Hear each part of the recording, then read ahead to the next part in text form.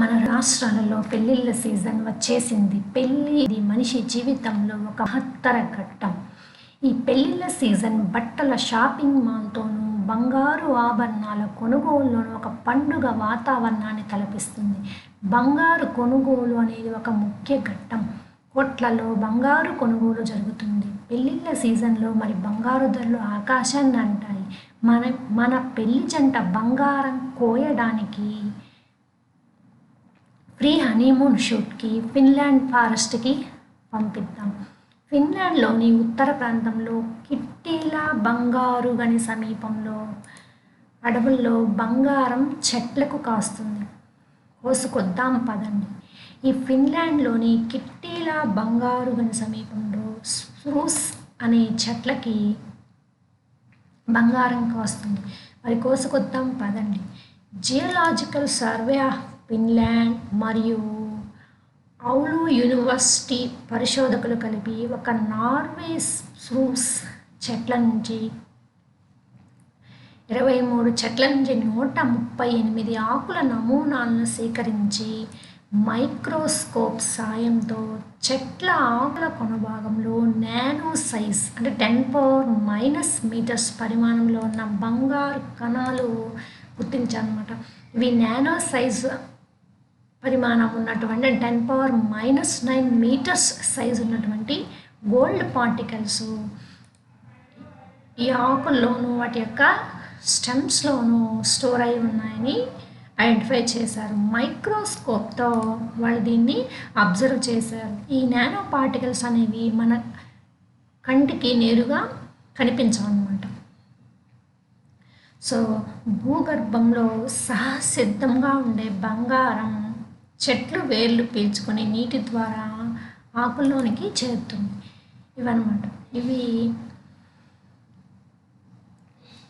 సాయిల్లో ఉన్నటువంటి న్యూట్రియంట్స్ని కానీ, నెక్స్ట్ గోల్డ్ను కానీ, ఇంకేమన్నా మనకి కంజాలు ఉన్నా కానీ వీటిలో ఎండోఫైట్స్ అనే బ్యాక్టీరియా ఏం చేస్తుంది, ఈ న్యూట్రియంట్స్ని, గోల్డ్ న్యూట్రియంట్స్ కానీ, ఐరన్ కానీ వీటన్నిటినీ వాటర్లో సాల్యుబుల్ చేస్తుంది. వాటర్లో సాల్యుబుల్ అవడం వల్ల ఈ ప్లాంట్ వాటర్ని అబ్జార్బ్ చేసుకున్నప్పుడు ఈ వాటర్తో పాటు ఈ న్యూట్రియంట్స్ మన గోల్డ్ నానో పార్టికల్స్ కూడా ఈ ప్లాంట్లోని డిఫరెంట్ పార్ట్స్కి రీచ్ అవ్వడం అనేది జరుగుతుంది. ఇందులో మెయిన్ రోల్ ప్లే చేస్తుంది ఎవరు? ఎండోఫైట్స్ అనే ఈ బ్యాక్టీరియా.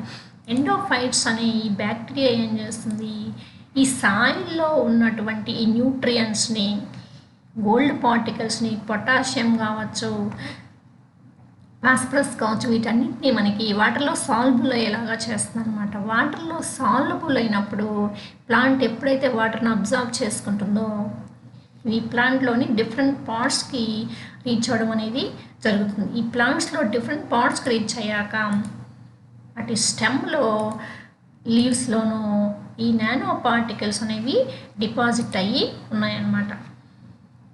మరి ప్రతి స్ప్రూట్ చెట్లలోనూ ఈ బంగారు కణాలు ఉన్నాయా, ఈ స్ప్రూట్ చెట్లకే బంగారం కాస్తుందా అని కనుక మనము అబ్జర్వ్ చేస్తే అన్ని స్ప్రూట్ చెట్లలోనూ ఈ బంగారు నానో పార్టికల్స్ మనకి కనిపించడం లేదు. ఇది నేల స్వభావం మీద, నీటి ప్రవాహం మీద, సూక్ష్మజీవుల ఉనికిని బట్టి ఆ ప్రాంతాల్లో చెట్లకు మాత్రమే బంగారం ఆకులలో నిక్షిప్తమై ఉంది. భూగర్భంలోని ఖనిజ నిక్షేపాలు కనుగొనడానికి ఇది ఎంతగానో ఉపయోగపడుతుందని పరిశోధకులు ఆనందం వ్యక్తం చేస్తున్నారు అన్నమాట.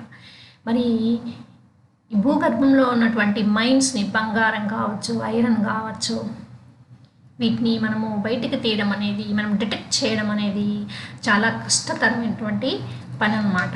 ఇలా ఆకుల నమూనాలు కనుక స్వీకరించి మనము మైక్రోస్కోప్తో కనుక అబ్జర్వ్ చేసినట్లయితే ఈజీగా మనము ఏ మైన్స్ ఎక్కడ ఉన్నాయనేది ఐడెంటిఫై చేయొచ్చు అన్నమాట. సో పిల్లలు చదువు అనే కాకుండా నిరంతరం చదువు అనే సముద్రంలో మునిగిపోకుండా అప్ టు డేట్ ప్రజెంట్ ఏం జరుగుతుందనే విషయాలు కూడా తెలుసుకోవాలి. సో జస్ట్ మీరు విషయం తెలుసుకోవాలన్నమాట. మనకి ప్లాంట్స్లో ఎండోఫైట్స్ అనే బ్యాక్టీరియా ఎలా హెల్ప్ చేస్తుందో మీకు తెలుసు అన్నమాట. సో ఇక్కడ ఈ ఎండోఫైట్స్ బ్యాక్టీరియా చేసినటువంటి పని ఏమిటి అనేది మీరు గుర్తుపెట్టుకోవాలి. అంతేగాని వీటిని తీసుకెళ్ళి మీరు ఎగ్జామ్స్లో రాయకూడదు. విషయాలు మీరు తెలుసుకోవాలి. న్యూ అప్డేట్స్ అనేవి ఎప్పుడూ ఉండాలన్నమాట. Okay, thank you.